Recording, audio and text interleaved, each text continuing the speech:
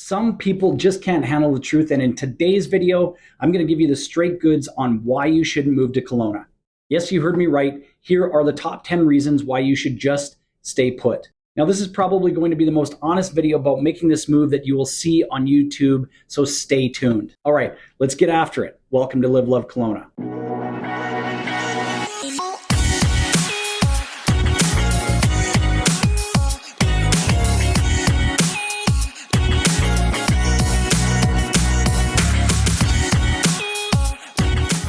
Okay, there are a ton of pros and cons videos about Kelowna here on YouTube.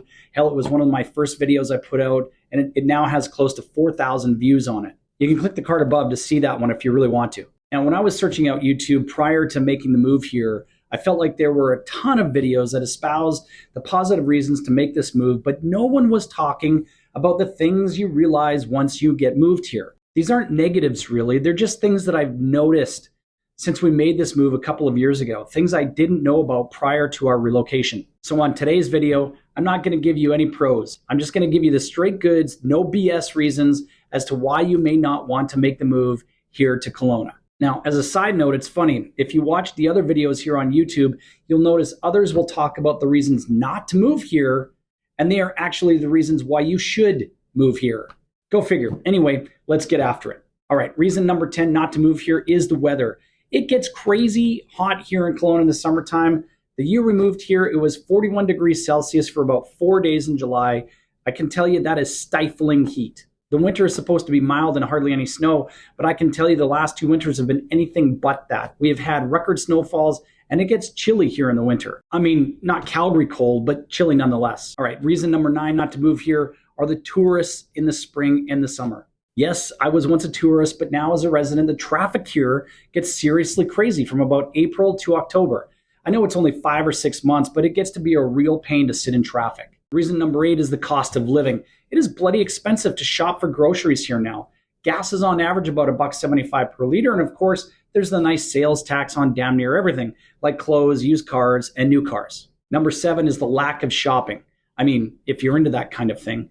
Kelowna has a Costco and lots of other amazing local shops, but it doesn't have the big city stores that my kids complain about not having access to. Number 6 is the healthcare system here. I mean, it's messed up across the country right now. There's no doubt about that. But please prepare to wait to find a family doctor here in the central Okanagan. I've heard horror stories of people waiting upwards of a year or more to get a family general practitioner. We got lucky and found one out in West Kelowna within about 5 to 6 months of being here. All right, reason number 5 not to move to Kelowna is the Smoky Summers. Man, oh man, the last couple of years have seen some record dry conditions, which have brought on some pretty crazy wildfires, some of which were man-made and some by lightning. No matter how they started, it gets smoky here in the valley as the smoke just sits down towards the lake. Okay, number 4 is the infrastructure here in Kelowna. It feels like the city planners from years past never thought that Kelowna would be larger than, say, 50,000 people. It is a city of 142,000 people with populations from Lake Country, West Kelowna, and Peachland, all traveling into Kelowna for various reasons. There's no room for a ring road here due to the geography and no way to really expand Harvey Boulevard into more lanes. So now that leads me into number 3, which is the bridge. Look, it's 2 lanes on one side and 3 lanes on the other, going the other direction. It seems crazy, but when they were building this bridge all the way back in the 60s, why didn't they make it at least 3 lanes in each direction? The bridge is a nightmare in the winter if there's an accident. Look, no BS. There's a tow truck that sits on the Kelowna side of the bridge just waiting for an accident or a broken down vehicle, which seems to happen daily. All right, reason number 2 not to move to Kelowna is the lack of an international airport. I mean, if I have to fly to Toronto, I have to route through Calgary or Vancouver. Same with taking a flight into the US. The only direct flight out of Kelowna into the US is going to be Las Vegas and maybe Seattle. Now, they just announced this a couple of weeks ago, so that's great. But everywhere else, you'll be laying over no matter where you go. Okay, hopefully this hasn't been too negative. All right, the number 1 reason not to move to Kelowna or BC for that matter is the provincial government. Now, not to get on my soapbox here, but let me say if this is October 2024 when you're watching this video and the NDP have been kicked out of power through election, then please disregard this part.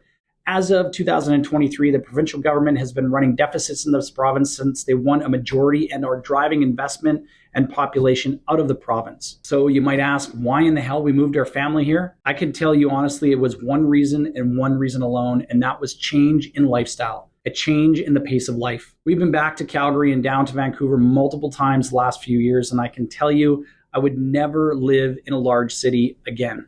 The small town vibe that you get here, along with the lake, the mountains, the wineries, the beaches, the golf courses, smaller schools and class sizes, and being able to find good friends here relatively quickly makes all those other 10 things seem pretty minor. They're all things that we can deal with. Traffic, find a different route and know the times when you shouldn't be driving. The weather, the heat, put on the AC, the cold, put on a jacket and get your kid to shovel your driveway. Lack of shopping, hey, get used to supporting local. Now, if you feel like you can deal with this top 10 list and are still interested in making a move, then we should talk. Now, on the flip side, if you had enough of this list and you're looking at making a move out of Kelowna, then give me a shout or send me a text to 778-716-7527, or alternatively, you can send me an email to info@livelovekelowna.ca. All right, on to the next video.